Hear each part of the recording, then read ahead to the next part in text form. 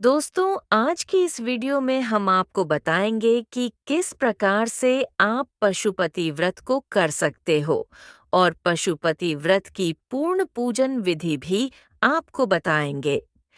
दोस्तों, यदि आपकी नौकरी नहीं लग पा रही है या आपके पुत्र की नौकरी नहीं लग पा रही, आप बहुत परेशानी में हो, तो आप इस व्रत को कर सकते हो। इस व्रत को करने से पहले मैं आपको यह बताऊंगा कि इस व्रत को करते समय आप क्या-क्या गलती न करें।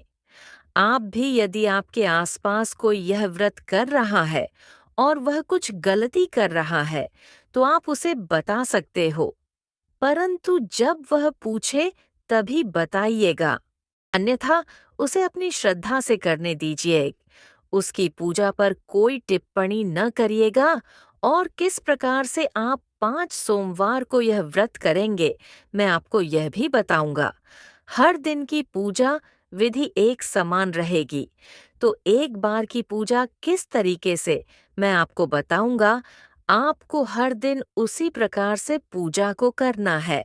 सबसे महत्वपूर्ण चीज जो आपको ध्यान रखती है, तो जब आप यह व्रत कर रहे होंगे, तो इस व्रत को जिस प्रकार से चीज बताई जाए, इस प्रकार से करना। यदि बात समझ में न आए, तो आप वीडियो को दोबारा देख लीजिए, अन्यथा वह पाठ सुन लीजिएगा जो आपको समझ न आया। दोस्तों, आज हम बात करेंगे पंडित प्रदीप मिश्रा जी के बारे में। मुझे पता है कि आप में से कई लोग उन्हें पहले से ही जानते होंगे, लेकिन धर्म और अध्यात्म के बारे में जानकारी फैलाना हमारा कर्तव्य है। ऐसे महान कथावाचक के बारे में और लोगों को जानना चाहिए। आप तो उन्हें जानते हैं, लेकिन आपके छोटे भाई बहन या जो लोग हमारे वीडियो पहली बार देख रहे हैं, उनके लिए ये जानना जरूरी है कि आखिर पंडित प्रदीप मिश्रा जी कौन है और क्यों वे इतने लोकप्रिय हैं। इस प्रदीप जी मिश्रा एक प्रसिद्ध धार्मिक गुरु और कथावाचक हैं, जो अपने सरल और प्रभावशाली उपायों के लिए जाने जाते हैं। वे लोगों को धार्मिक ग्रंथों और शास्त्रों के ज्ञान को सरल भाषा में समझाते हैं और उनके जीवन में आने वाली समस्याओं के समाधान के लिए उपाय सुझाते हैं। प्रदीप जी मिश्रा के टोटके किस बारे में हैं? उनके टोटके मुख्य रूप से इन क्षेत्रों पर केंद्रित हैं: धार्मिक अनुष्ठान, वे विभिन्न देवी देवताओं की पूजा विधियों, व्रतों और त्योहारों के बारे में बताते हैं।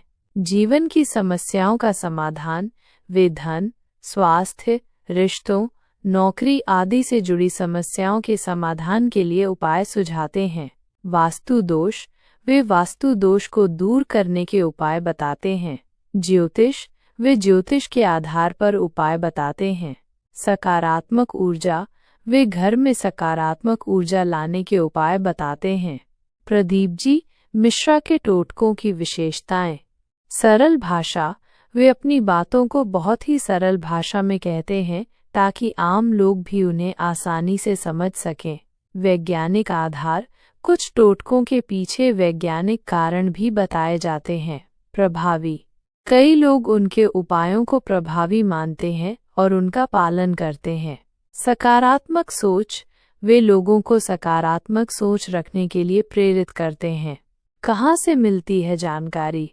यूट्यूब चैनल, प्रदीप जी मिश्रा का अपना यूट्यूब चैनल है, जहां वे नियमित रूप से वीडियो अपलोड करते हैं।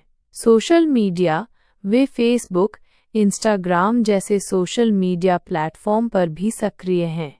किताबें, उन्होंने कई किताबें भी लिखी हैं जिनमें उनके उपायों का वर्णन है। ध्यान रखने योग्य बातें: आस्था, किसी भी उपाय को करने से पहले उस पर पूरा विश्वास होना चाहिए। व्यक्तिगत परिस्थितियां, उपाय व्यक्तिगत परिस्थितियों के अनुसार किए जाने चाहिए। पंडित का मार्गदर्शन, किसी भी धार्मिक अनुष्ठान को करने से पहले पंडित का मार्गदर्शन लेना उचित होता है। निष्कर्षण: प्रदीप जी मिश्रा के टोटके लोगों को धार्मिक ज्ञान देते हैं और जीवन की समस्याओं के समाधान के लिए मार्गदर्शन प्रदान करते हैं।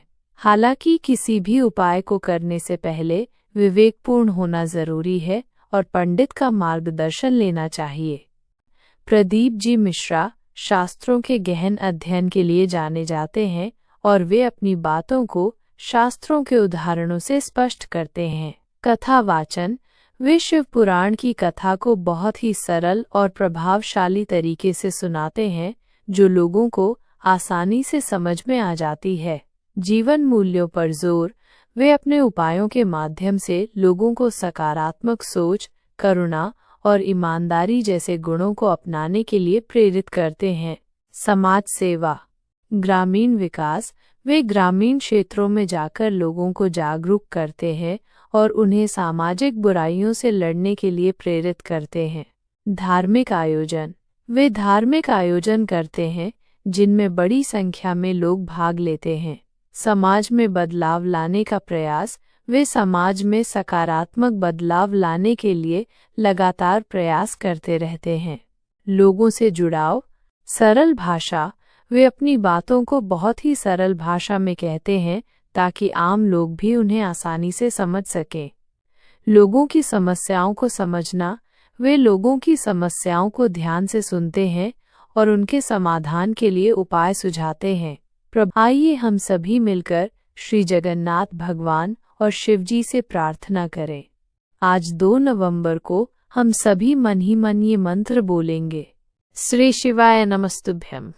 इस मंत्र का अर्थ है, हे शिवजी, मैं आपको नमन करता हूँ। इसके साथ ही आप अपनी मन की भावनाओं से भी प्रार्थना कर सकते हैं। आप अपने जीवन में सुख शांति के लिए प्रार्थना कर सकते हैं। आप अपने परिवार की खुशी के लिए प्रार्थना कर सकते हैं। आप अपने सभी कष्टों के दूर होने के लिए प्रार्थना कर सकते हैं। प्रार्थना करते समय ध्यान रखें, मन को शांत रखें। किसी भी प्रकार की नकारात्मक भावना को मन में न लाएं। आइए सभी मिलकर प्रार्थना करें और माँ लक्ष्मी की कृपा प्राप्त करें। हे जगन्नाथ, शिव शंकर, आपकी कृपा से ही संसार चलता है।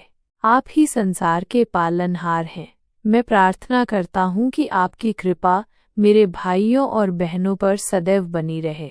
आप उनके जीवन में सुख, शांति और समृद्धि लाएं। हे भोलेनाथ, आप सबके कष्टों को हर लें। आपकी कृपा से मेरे परिवार के सभी सदस्य स्वस्थ और निरोग रहें। आप उनकी सभी मनोकामनाएं पूरी करें। हे महादेव, मैं प्रार्थना करता हूँ कि आपकी कृपा से भारत देश में सुख, शांति और समृद्धि बनी रहे। आप देश के सभी नागरिकों को सुखी और समृद्ध बनाएं। आप सभी के जीवन में खुशियां लाएं। हे शंकर भगवान, आपकी कृपा से सभी लोग एक दूसरे से प्रेम और भाईचारा का भाव रखें। आप सभी के मन में शांति और प्रेम का संचार करें।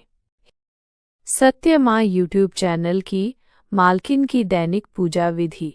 दोस्तों, मैं आपको बताना चाहती हूँ कि सत्य माँ यूट्यूब चैनल की मालकिन किस तरह से पूजा करती हैं। हर दिन वे बहुत जल्दी उठती हैं। उठकर वे सबसे पहले अपना स्नान करती हैं और फिर पूजा के लिए तैयार होती हैं। पूजा के दौरान वे लक्ष्मी माता, गणेश जी, शिव जी और 33 करोड़ देवताओं की पूजा करती हैं।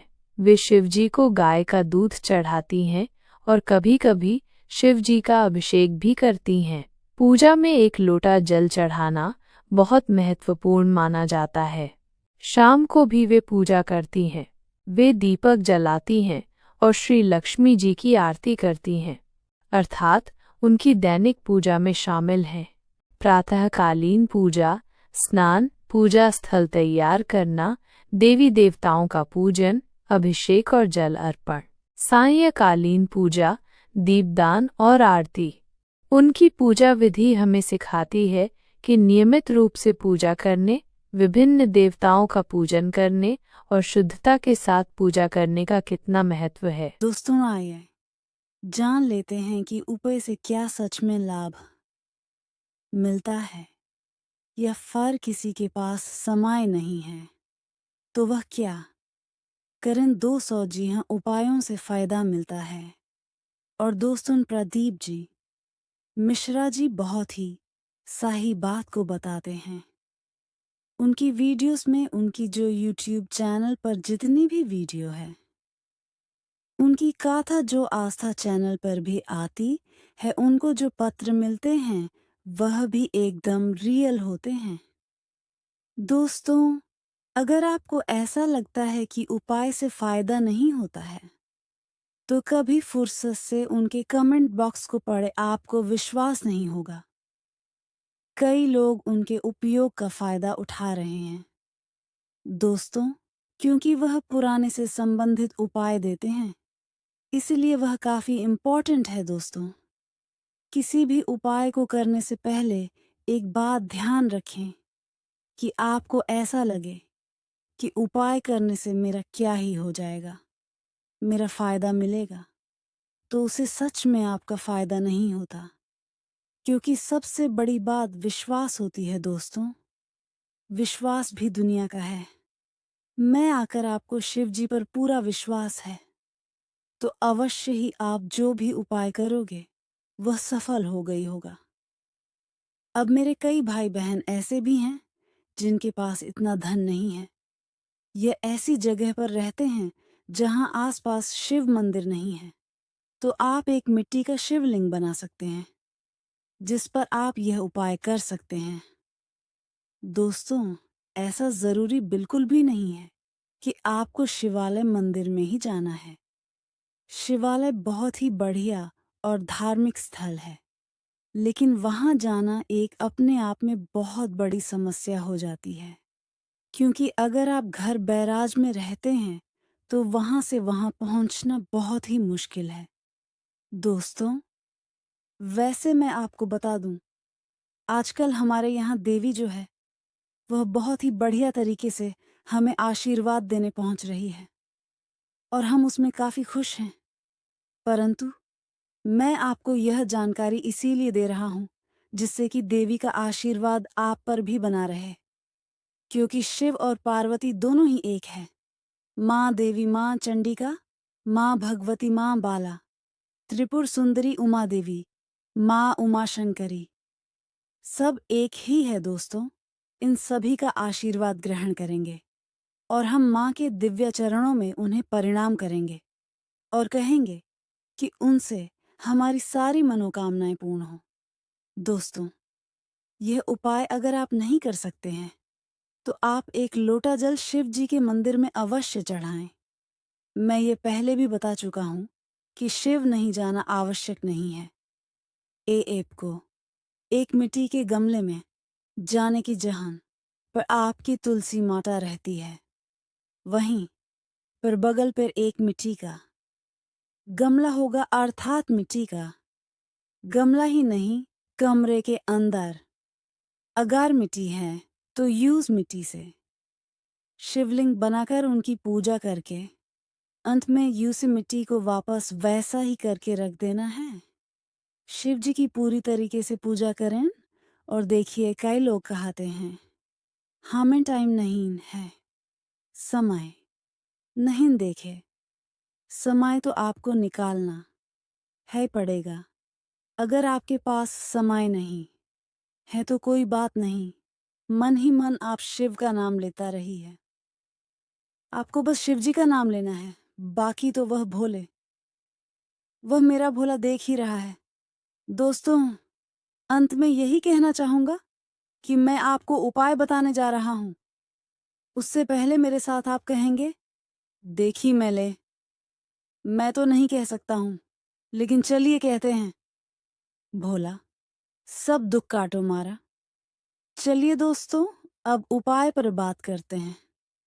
दोस्तों, मैं एक बार फिर से बता रहा हूं कि यदि आप लोगों को मंदिर में जाने में समस्या होती है, अर्थात आप नहीं जा सकते हैं, अभी के कई लोग कह रहे होंगे कि यह कैसे हैं जो मंदिर में नहीं जा पाते हैं। देखिए, कई समस्याएं होती हैं। कई लोगों की घुटने दर्द करते हैं, काम नहीं करते, वह नहीं जा सकते। तो उनके लिए मैं उपाय बता चुका हूं, उसे उपाय को अवश्य करें। आपकी मनोकामनाएं तब भी पूर्ण होगी ही होगी। देखिए, अब कोई बच्चा है, स्वस्थ है, और वह कहता है, यार कि मेरे बगल में मंदिर है, लेकिन मैं फिर भी यही उपाय कर। तो यह गलत है मेरे भाई। आपको तो मंदिर में जाना ही चाहिए, है ना? आपके तो बगल पर ही मंदिर है।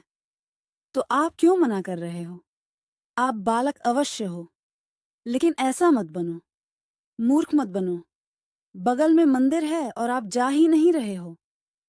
तो ऐसा भी नहीं चलता है। भगवान हर जगह है। लेकिन एक बात मेरी ध्यान रखें, भगवान को यह पता है कि कौन किस लायक है।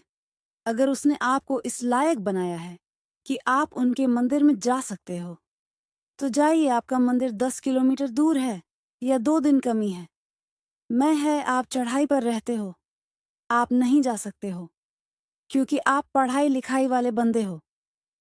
लेकिन अगर बागली पर, तो जाइए ना, आप पर स्कूटी खड़ी है।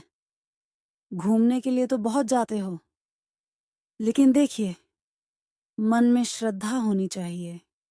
मैं इतना ही कहना चाहूंगा। ले अब उपाय के बारे में बात कर लेते हैं। तो दोस्तों, जान लेते हैं जिससे व्रत में ध्यान रखने वाली बातें। दोस्तों, इस व्रत के दौरान आप जो प्रसाद घर लाएंगे उसे आप स्वयं ग्रहण करेंगे। किसी के साथ उसे प्रसाद को बांटेंगे नहीं। ये बहुत ही महत्वपूर्ण बात है जो आपको ध्यान रखें। दूसरी बात, आप 5 सोमवार को यह व्रत करेंगे। यदि बीच में राजस्व वाला धर्म पड़ जाए तो आप यह व्रत छोड़ सकते हैं, अन्यथा आप 5 सोमवार तक यह व्रत करेगा। कि आप लोगों ने सत्यमा यूट्यूब चैनल क्या आप तक सब्सक्राइब किया है? मुझे यकीन है आपने नहीं किया होगा, तो कृपया कर लीजिए। हमें भी सहायता होगी, मोटिवेशन मिलेगा कि हम आपके लिए ऐसे ही उपाय को लेट रहे। दोस्तों, मुझे पता है आप सभी लोग प्रदीप मिश्रा जी की कथाओं को बहुत ही आनंदपूर्वक सुनते हैं, लेकिन देखिए, आप जब कथाओं को सुनते हैं तो उसे समय आप इतने उसमें विभिन्न रहते हैं कि उपायों को आप कहीं ना कहीं मिस कर देते हैं या छोड़ देते हैं। आप सुन नहीं पाते हैं अच्छी तरीके से। इसीलिए हम पुरानी वीडियो से भी कुछ उपाय को निकलते हैं, कुछ नई वीडियो से उपाय को निकलते हैं और उन उपायों को एक साथ एक वीडियो में बताते हैं, जिससे कि आपको ढूंढने में कोई दिक्कत ना हो। इसीलिए दोस्तों, मैं चाहता हूँ कि आप वीडियो को लाइक करके और चैनल को सब्सक्राइब करके हमारी मदद अवश्य करें। देखिए, उद्देश्य इतना ही है कि हमें 1000 सब्सक्राइबर अगर हो जाए, उसके बाद मैं आपसे कभी नहीं बोलूँगा कि आप हमारे चैनल को सब्सक्राइब करें, क्योंकि देखिए, इतने ही लोगों तक मुझे अपनी बातों को नहीं पहचाना या फिर इन उपायों को 4-5 लोग करेंगे तो क्या फ़ायदा। देखिए, हमारा सनातन धर्म बहुत बड़ा है और मैं चाहता हूँ कि सनातन धर्म जो है ना, वह बढ़े और उसे लोग उपाय करके देखिए। आपके बच्चे का अगर भला हो रहा है तो दूसरों के बच्चे का भी तो कुछ फ़ायदा हो। आप देख रहे हो आपके पड़ोसी के लड़के की नौकरी नहीं लगे, उनसे एक बार पूछो तो सही, क्या ये करोगे? उपाय करोगे आप? प्रदीप मिश्रा जी की कथा देख लो और हमारा चैनल ही साथ में होने शेयर कर दीजिएगा अपने व्हाट्सएप ग्रुप में, तो आपकी बड़ी मेहरबानी होगी। यदि आप ऐसा करते हो तो मतलब मैं तो आपको अपना बड़ा भाई, बड़ी बहन और माता पिता के रूप में देखता हूँ। मैं आपके हाथ जोड़कर प्रणाम करता हूँ। और देखिए, मैं आपके पास तो नहीं आ सकता हूँ, लेकिन यही से कोशिश करूँगा कि आपके पैरों को मैं छोड़ूं और आप मुझे इसी वक्त थोड़ा बहुत आशीर्वाद देते तो मेरी तो भाग खुल जाएंगे। बाकी शिव जी की कृपा तो हम पर बनी हुई है। तो चलिए दोस्तों, जान लेते हैं कि पशुपति व्रत कैसे करना है। सर्वप्रथम याद रखें कि पशुपति व्रत आप किसी भी सोमवार से शुरू कर सकते हो और आपको यह 5 सोमवार करना है। आपको सर्वप्रथम सवेरे के समय शिवजी के मंदिर में जाना है, पूजा अर्चना करनी है और जो पूजा की थाली आपने रखी है वह वापस अपने साथ घर ले आना है। अब आप फल आहार कर सकते हो या कुछ मीठा का आहार कर सकते हो जो फल में आता हो, जैसे कि साबूदाना अथवा मखाने की खीर। ध्यान रखें, मीठे का आहार में आप कोई ऐसी चीज न ग्रहण करें जिससे आपका व्रत टूट जाए। बाकी फलाहार कर सकते। अब आपको शाम के समय घर से घी के 6 दिए लेकर चले जाने हैं और शिवजी के लिए प्रसाद के रूप में कुछ मीठा बनाकर ले जाएं। अब शंकर जी के मंदिर में जाकर मीठे के 3 हिस्से करते हैं। 2 हिस्सों को मंदिर में ही रहने दे और तीसरे हिस्से को अपने साथ घर ले आए।